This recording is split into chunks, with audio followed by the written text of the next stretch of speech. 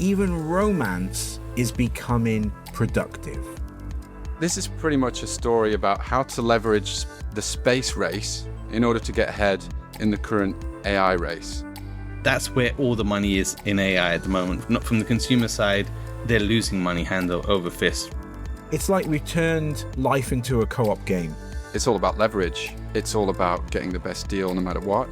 OpenAI just dropped a 13-page manifesto. They're now warning against the fallout that they're actually accelerating. Hello and welcome to episode 110 of Disconnected. I'm your host, Jag Sharma, joined by my co-hosts Jason Kapadia in Dubai and Matt Webster in Rio de Janeiro. And together, we'll be delving into the world of AI, tech, and social media and how it's impacting society and culture.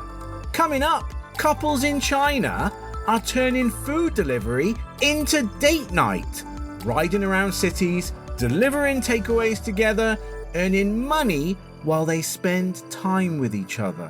Which raises the question, are we starting to blur the lines between work, life, and even love? Matt takes us into a story around Elon Musk and SpaceX, where banks working on the IPO are reportedly being asked to buy subscriptions to Grok AI. Is this smart ecosystem building or something more uncomfortable? And Jason is looking into how OpenAI is starting to think about the societal fallout of AI, from job losses to tax systems, and what happens when technology starts to outpace the structures that hold society together. All of this, as well as other trending topics. Right then, guys, let's get into it. And you know what? I came across a story that genuinely made me pause, because it feels like one of those moments where you think, hang on, are we already living in that future that we used to joke about, that dystopian future?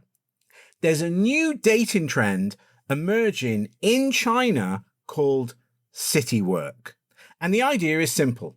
Instead of going out for dinner, instead of going out for drinks, instead of doing something traditionally romantic, couples are spending their evenings delivering food together. One person drives the scooter and the other handles the orders from their phone.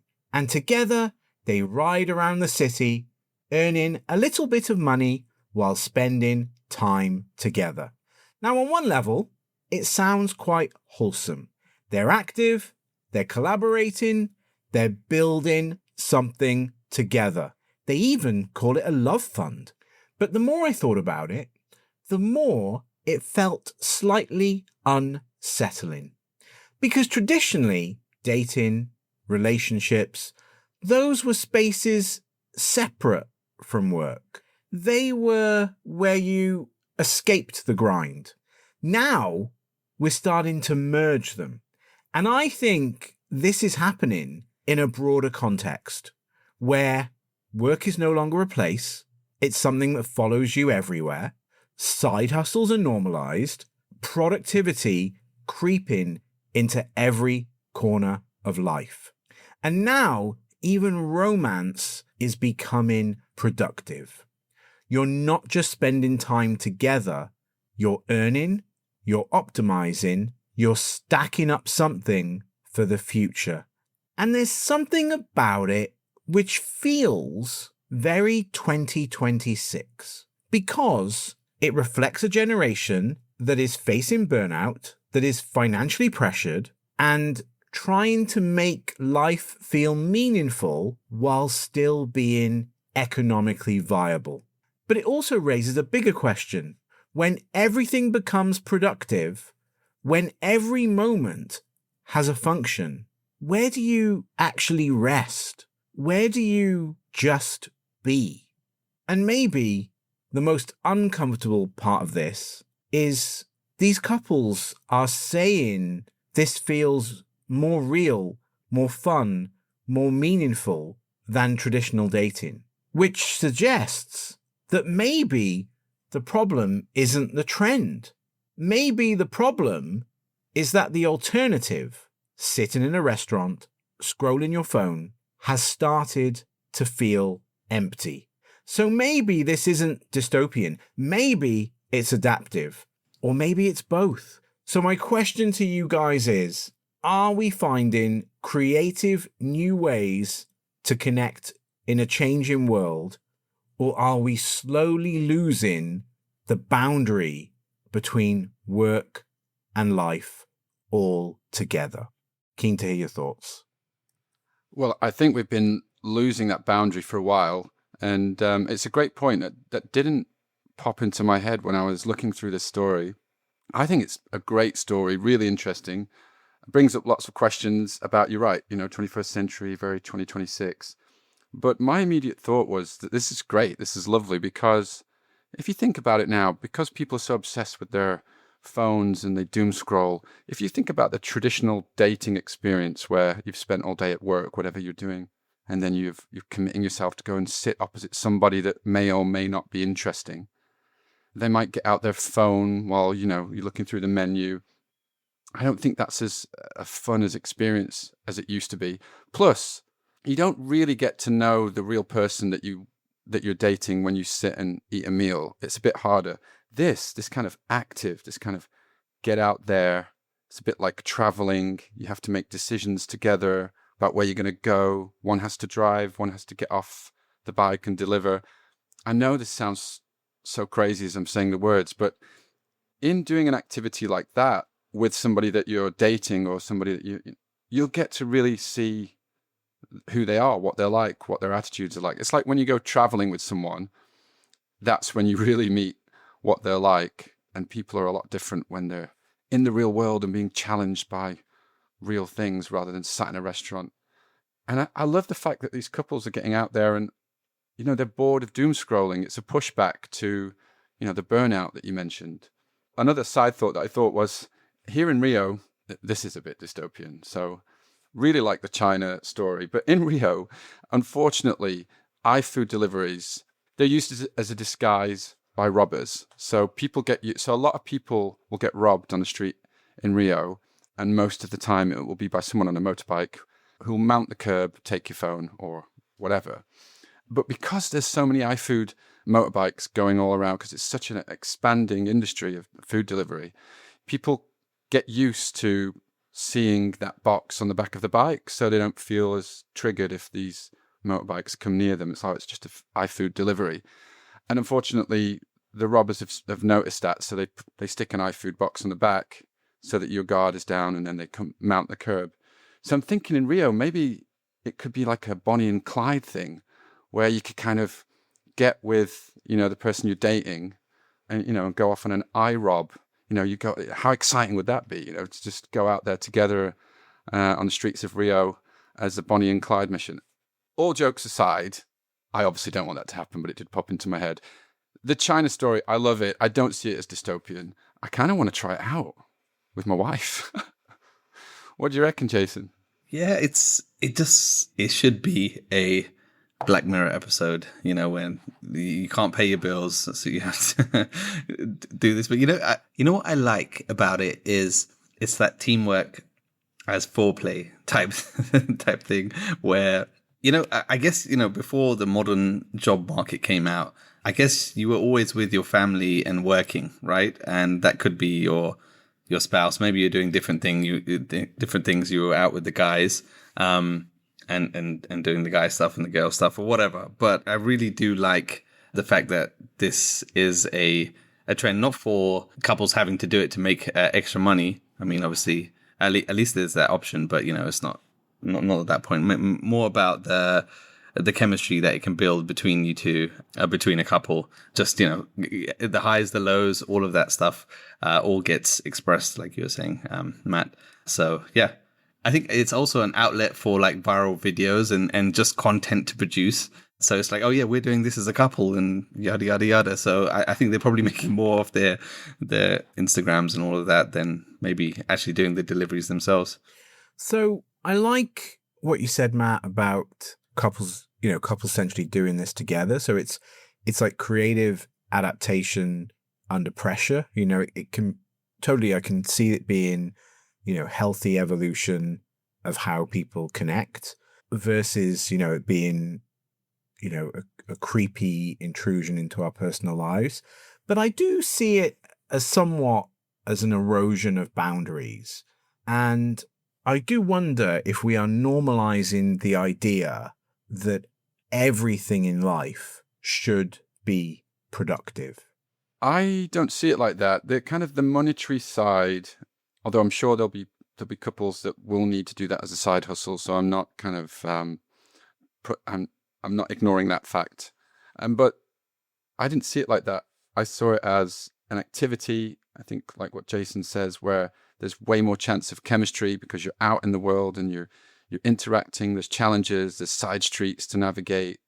You might see new parts of town. The content side is a great observation as well. So for me, it's more of a just get out of your living room, stop doom scrolling on your sofa, and go and have like a kind of an adventure with your potential new partner or partner. For me, it's like going backwards a bit. It doesn't seem dystopian, futuristic in the sense that you're portraying it for me, Jag. It's like just go outside and do stuff together, right? And that's what I like about it. That's my romantic side really likes this story. Yeah, and if you can, pay for the cost of the evening by just doing an hour or two of this, it sounds great. You know what? It's just like a 2-player version of Paperboy. It's like you're playing a computer game, but out there in the real world. So yeah.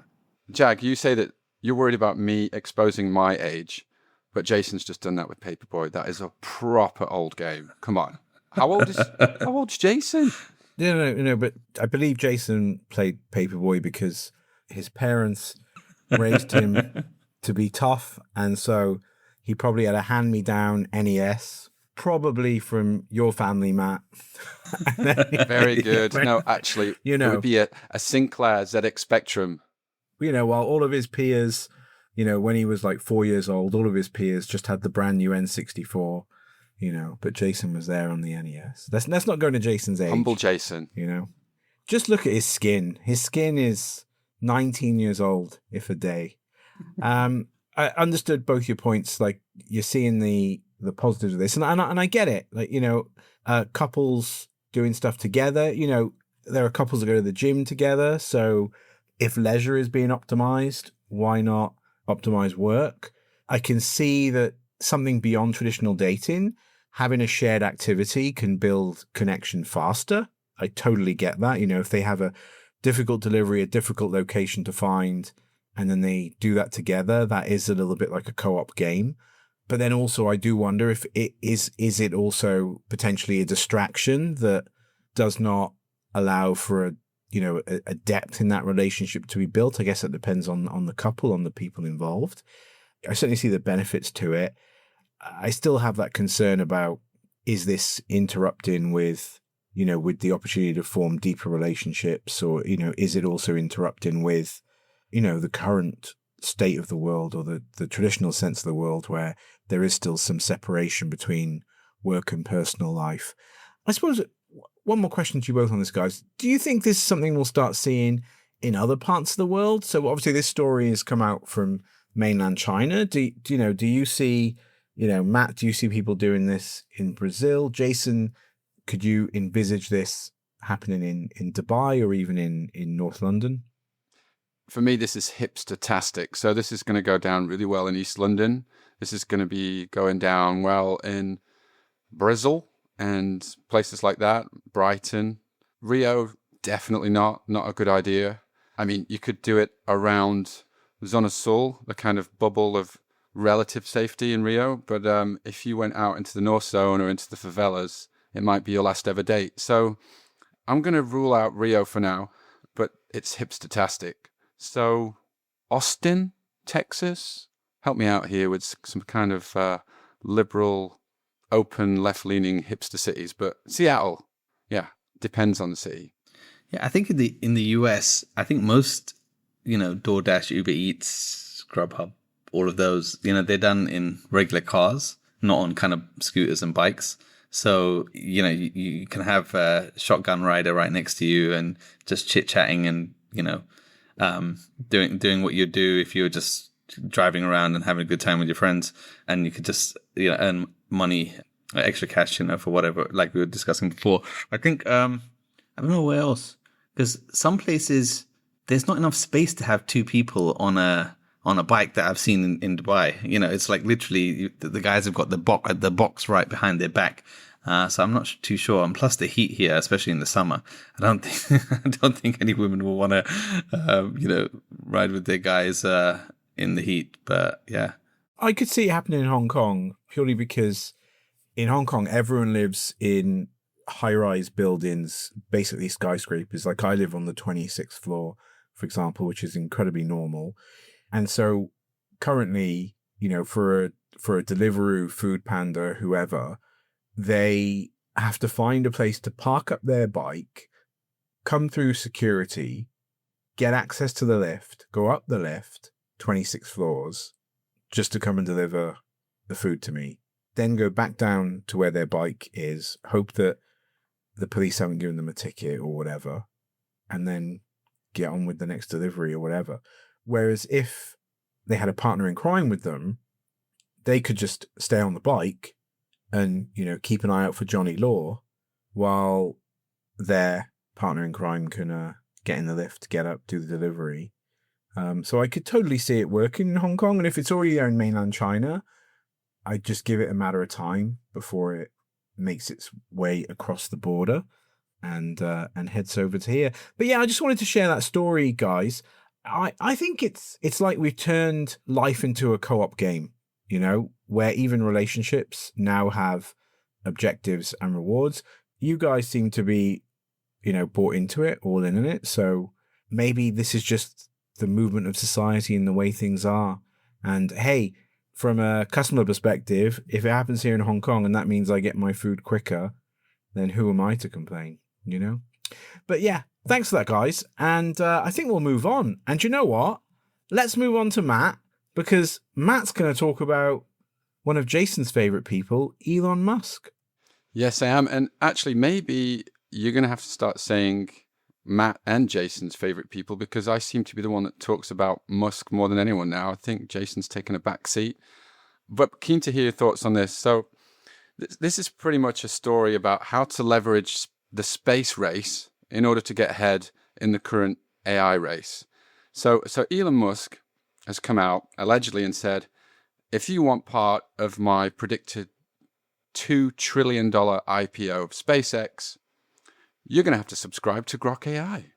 So is this a coincidence that this story's come out during NASA's current mission back to the moon after 50 years with Artemis 2? It's great timing. Everybody's looking and talking about space. By the way, if you're not excited by Artemis 2, I will 100% judge you regarding that. But let's go back to this story. And so according to the New York Times, Musk has been asking banks to buy Grok AI and buy the subscriptions of Grok AI. And I've recently noticed, so I've mentioned before in previous episodes that I use Grok sometimes. It's not my preferred AI of choice in the work that I do with clients, but it has produced some really good social ads with the AI video aspect of Grok, and that have done really well. And I recently noticed when I went back into Grok that I now have to pay $30 a month for the ability to use that function. So the usual way of putting it out for free, everyone loves it, and now you have to pay for it. So I noticed that, and I'm a consumer, but Musk has kind of done that on a mega scale to some of these banks that are getting involved in the IPO of SpaceX that's coming up. And so some banks have already agreed to spend tens of millions of dollars per year on the chatbot Grok, and have begun integrating it already into their IT systems. Reuters has got in on this story as well, saying that the current banks that are leading the deal are the usual big ones: Morgan Stanley, Goldman Sachs, JP Morgan Chase, Bank of America, and Citigroup. So SpaceX, sat there in Texas, is sitting pretty and looking at an initial public offering valuation above $2 trillion, which would be the largest stock market listing on record. But the story behind this is really Elon leveraging Grok AI as a prerequisite for you to get involved in this and this mega IPO, which looks like it's going to dwarf the Saudi Aramco one in 2019 and the big one, the big flotation by Alibaba in 2014. So this is set to happen. The SpaceX IPO is set to happen. It's rumored to be happening in June 2026. And you know what? I just want to say, before I get your thoughts on this, I just want to kind of puff my chest out and say, I think Elon learned this from me, from the Matt Webster School of Marketing, because for years I've been using encouraged engagement in some of the promotions I've been doing with brands, where you have a promotion. If you want to get involved in the promotion to win the prize, you have to watch the brand's content in order to get the answer to a question, in order to get in the prize draw. That's pretty much what Elon's doing. This is encouraged engagement with his Grok AI. So if you want to get involved in the mega IPO of SpaceX, you better buy some Grok AI shares or subscriptions. And we all know that Grok is behind the capabilities of Claude and ChatGPT. Musk must know that. And so he's using spaceships to lure people in to invest in it more. And by the way, guys, Grok is currently valued at $250 billion US. Will it climb higher because of this arm twisting maneuver by Elon? What are your thoughts? Ooh. Yeah, look, Elon can't do any wrong, so it's all fine. No. Yeah, just kidding. But yeah, I guess the thing is, Grok, like you said, Grok is behind, and the thing is, Elon's got all the leverage here, and these banks are fighting, like crazy to try to get a piece of the IPO action. And so, yeah, he's able to kind of dictate terms. And I mean, it's not the most ethical thing to do, I guess. But I guess it's a way for him to push Grok, because I guess in the enterprise, Grok isn't really thought of as like a leading provider of AI services. It's, mainly OpenAI and Claude that have the massive market share. So at least he's able to now grab, real-time information from these banks and how they're using it. I mean, obviously, he's not taking data directly from them, but, just in terms of improving the product as quick as possible. So, yeah, basically the banks are subsidizing Musk's enterprise push. So, yeah, like they're spending tens of millions each. So I guess, it's working for him right now. The point about maybe potentially could be unethical, I don't think it's illegal or anything that he's doing, but I guess it's just another one of his tactics, like you said, Matt. Jag, what do you reckon? This story feels quite small on the surface, but actually is quite significant, because if this is true, what Musk is essentially doing is saying, if you want access to one of the biggest IPOs in history, you also need to buy into my AI ecosystem. And that's interesting because it starts to blur the line between product adoption and the power-driven distribution. And I think this isn't just like try our AI tool. This is, if you want to play in this ecosystem, you got to buy into the stack. And we've seen versions of this before in tech, but this one feels a bit more explicit. It raises a question of whether AI adoption is going to be driven by merit or by leverage. And so I wonder, and maybe this is probably a good question for you, Matt, as it's your topic, is this just smart business, or does this start to feel like coercion? This feels like the new way of doing business, which has been emanating out of the US for a few years now, which is, it's all about leverage. It's all about getting the best deal no matter what. This is becoming normalized. And a lot of Musk fans, I can kind of tell a bit from Jason's response, he's part of the agreement here, that they'll just love this. They'll just think this is smart. They'll just think, why not? Obviously, Musk has thought, why not? But you're right, it's buy into my stack or else. And he knows he's got this shining jewel that has done immensely well. So fair play to him, which is SpaceX. And Musk's just doing what he does, which is like, okay, how can I leverage that? I know everyone wants a piece of it. So yeah, get involved with my other project, or you're not part of the mega project. It's brazen, but we're in a world now where it's less surprising that billionaires and successful people are doing this. Yes, smart but uncomfortable. Power dynamics are clearly at play.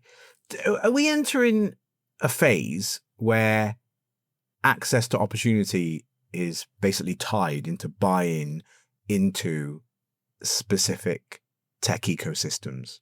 You know, you scratch my back, I scratch your back. And if you've seen Superbad, then you'll remember where Seth's back is. That was great. Oh my God, I need to go back to Superbad. Brilliant. Yeah, I think this is the way it's always been. I mean, like, you look at the military, you look at any one of these, like, mega projects where you need billions just to be kind of in the game. It's all about trying to get people on board. And the thing is, like, if you look at OpenAI and Claude, and even last episode we were talking about the collapse of Sora, right? It's all about the enterprise now, right? And for Elon, Grok has to mature from a kind of consumer hobby app, which makes some funny videos and all of that, into a serious enterprise tool, right? And that's where all the money is in AI at the moment. Not from the consumer side, they're losing money hand over fist, right? So XAI needs to have a big head start in the corporate environment, and that will separate the winners from the losers. So yeah, and you know what, they need cash flow to be able to show these investors that there's a potential future beyond just these massive infrastructure projects that they're doing. Yeah, so I just had a thought. Isn't this just like, this has been happening for a long time? Isn't it just like Microsoft saying, you want to buy a PC? Here's Windows. What else are you going to use? Is that a correct analogy? Yeah, Internet Explorer, all the bundles, you get one with the other, and McAfee and all the other antivirus programs, right? Others are available. Platforms becoming gatekeepers. It's not a new story, but this hits a little different because this is forcing a specific AI tool, AI adoption. And so that's what I feel could create some resentment, because if you're pushing the acceleration of AI adoption, does that create resentment towards that specific product? Is it short-term adoption? Yes, but long-term trust is kind of like lost. It's a bit of a risk there. Well, what do you guys think about that? I think from the bank's point of view, even if they just pay these 10, 20, whatever million that they need to pay for the Grok licenses, they're going to make way more in just being a part of the IPO. So even if none of their employees use it, they're still quids in. This is just another tactic that, Elon can sweeten the deal. What do you reckon, Matt? Exactly that. It's forced engagement. They'll make way more. So this is just, okay, we have to pay that fee for that Grok thing that we're not going to use. But also, maybe they do use it, and the people that are making the decisions at the top of these banks don't care whether their employees like the AI tool or not. I'm sorry. They really won't care. Oh, Matt's saying that corporations don't care about their employees. Who'd have thunk it? So it's not just about building a product anymore. I guess it's building an ecosystem where people feel that they have to buy into it in order to get a piece of the pie. But anyway, thanks for bringing that topic, Matt. And you know what? Let's see where we get with it. But yeah, I have to kind of agree with you and Jason. That seems to be the way business is being done now in the era of the strong man.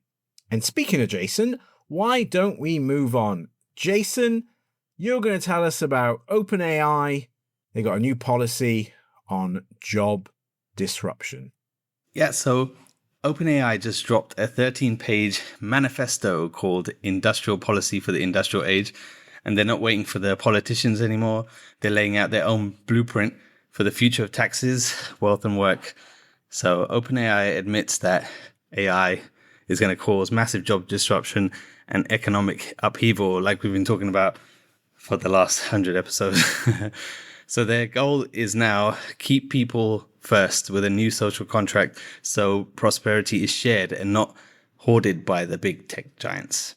So the key proposals that they're talking about, they're saying we should have public wealth funds. So every American, this is an American report, should get an automatic stake in AI companies and infrastructure, like a citizen dividend from the AI boom.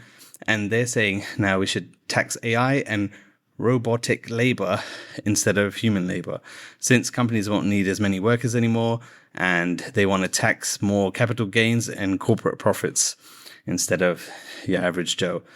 They're talking about a 4-day work week subsidized by AI productivity, so people get more free time without pay cuts, and expanded safety nets, better healthcare, retirement savings, and protection against dangerous AI systems, including rules for governments using AI.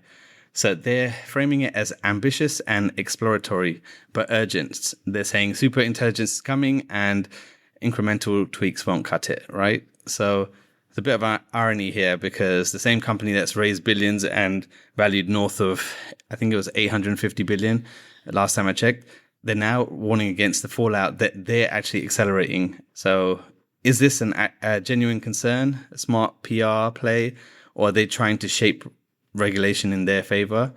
And yeah, it's like, imagine AI handling so much work that we actually get a shorter work week. And are you in favor of taxing more tech profits to pay for it? And would you trade your job security for more free time and a government-backed AI dividend? I already traded my job security for more free time, because I left my previous agency and went solo remote worker consultant. But a government subsidy, I'm always suspicious of that.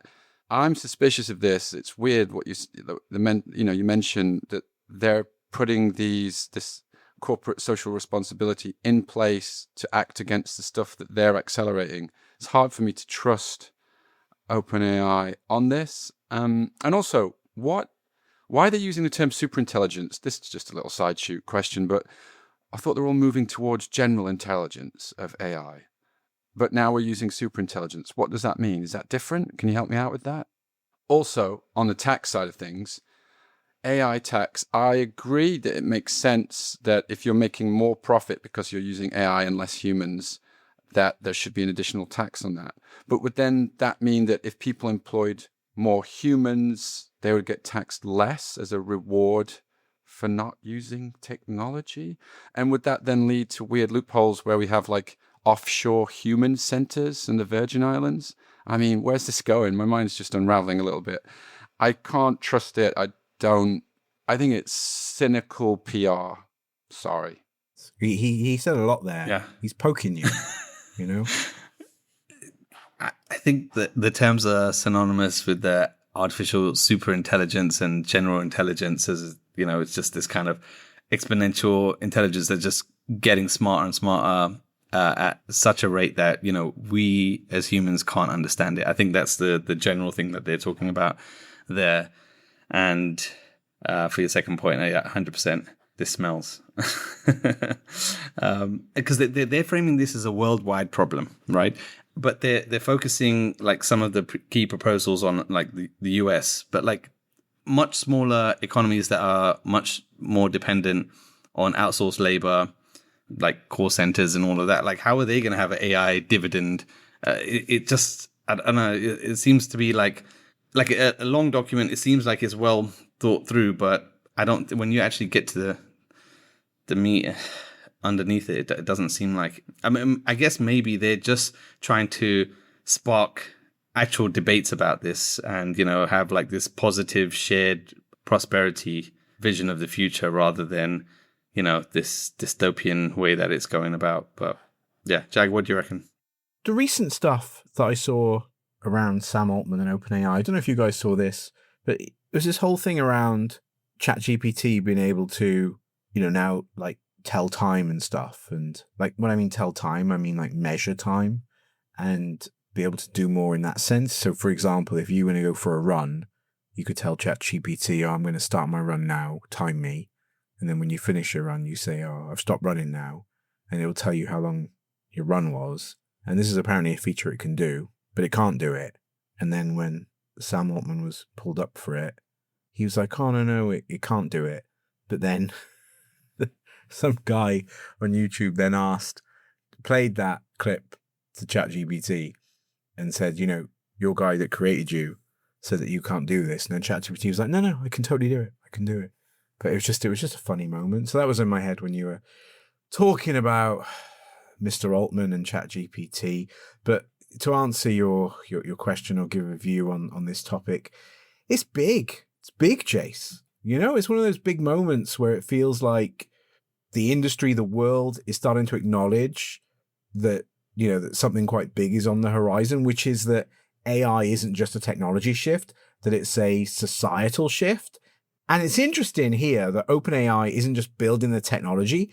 They're now actively talking about tax systems, job displacement, social safety nets, which suggests that even the people building this, they recognize that the impact, it could be structural, not incremental. Because if AI reduces the need for human labor, then the entire way society is funded through income tax, employment, pensions, starts to wobble. And I think we're seeing here the early stages of, this might be bigger than we thought. So I think a question to the group from me would be, do you guys see this move from OpenAI? Do you see this move as responsible leadership? Or is it a bit like, we built this and now let's figure out the consequences kind of moment? For me, it's we built this, now let's figure out the consequences, because we're not going to stop building it because we're making lots of money, but we don't want the world to end because we still want to be able to spend our money in the current system that we're in. It seems so US focused though as well. like you mentioned, like the Philippines, how do they get what happens to them? Like Bhutan, Angola, any countries that are not part of the typical West and the capitalism that's driven by the West. I don't see how they're a part of this. It's not global at all. It's US, Western, culture centric. San Marino, Cameroon. We'll just name countries now. San Marino doesn't count. San Marino that need to be considered. No, but there's two random countries, but let's focus on Bhutan. So Bhutan is very much not really a part of the global drive of capitalism. It's kind of nudged somewhere below China and next to Nepal. And I've no idea. If someone's listening from Bhutan, tell me how much AI is infiltrated your lives, but can't see it infiltrating and changing their lives unless the knock-on effect of the West changing affects Bhutan. But Matt, do you think governments like the Bhutan clan are anywhere near ready for this level of disruption? And we just lost our one listener from Bhutan. Thanks for that. Great. Wow. I don't know what to say. Very good. One point you're talking about, then we've been talking about this job loss, right? The doomerism about it. And obviously that's the undertone on this whole report. But 2026, like from the beginning of this year to now, it shows increases of around 5% in terms of job listings for developers, who are like the ones that they're saying will be out of a job potentially first because AI is so good at coding. So there's this whole doomer crowd, and there's this crowd that are actually showing stats that how when we talk about the internet when it's starting, you're saying it's going to be the death of all shops and whatever, but it has kind of been, but it's there's been more employment through Amazon and all the rest of it. So yeah, I don't see it all completely going like they say, but obviously there are the fields that are going to get disrupted, which you can't really, dispute, I guess. But yeah, I don't know. It's like them trying to push policy in this way, but I don't think that this is the only solution. So there must be, like better solutions around this type of stuff. I mean, look, they're not talking about like robots actually doing a lot of the potentially, we come to super intelligence, like these robots actually doing a lot of the things for us. Like if we had a plot of land and, could farm for us, could, give us all the necessities that we need to live. They're not talking about all this type of stuff. So I don't know. I don't know if maybe that's going a bit too much into it. No, not at all. I think, you use the high street example and Amazon.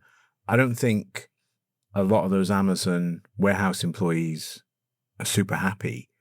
And so my fear from all of this is that if AI shifts value away from labor towards capital, I think we're going to likely see even more increases in inequality. And I feel there's been a bit of a red thread through this episode of dystopia. I think we are, the world has shifted to a point where we are now living in a time where 20 years ago, there would have been sci-fi related movies and TV shows 20, 30, 40 years ago that kind of poked fun at this kind of future that we are partly in and on the cusp of, with huge increases of disparity in terms of equality, needing policy to intervene just to enable humans to live. We joked about and mentioned several countries before, but it's true. If a country isn't rich or powerful enough to have policy intervention, then those countries are going to suffer the most. It's a big redistribution conversation that's incoming. And I don't think we're just redesigning work. I think we're redesigning how society actually functions. And I suppose one last question from me for you guys would be, on this topic, and perhaps even considering the previous topics we discovered today. Do you think that AI will ultimately give people more freedom, or is it just going to make all of our lives more transactional? Yeah, I actually think that it's going to give us more freedom. But I think with that freedom comes a problem for a lot of people, is that, we all wish that we could, just take a year off or something like that, from work or whatever. But there's, a vast majority of us that want to do something productive and contribute to society or in whatever way, or just feel like you're doing something useful, being on having interesting things to do, right? So maybe we will just find interesting things to do. Maybe our AIs will tell us that, oh, you know what? Why don't you and your wife grab this Deliveroo bike and do something fun, like collect a couple of parcels? I don't know. I think the hardest part is how we react to this newfound freedom. I do see a lot of deflation coming for goods and services. So how we deal with that freedom is going to be the question. I think people deal with freedom differently. If you're privileged enough to have been educated well and have navigated your life so that you have a job that pays for the things that you want to do in life, I think the way that you will treat any freedom will be a lot different to other different segments of society. I mean, do we really think that humans are suddenly just going to start learning new stuff and going traveling when they've got free time?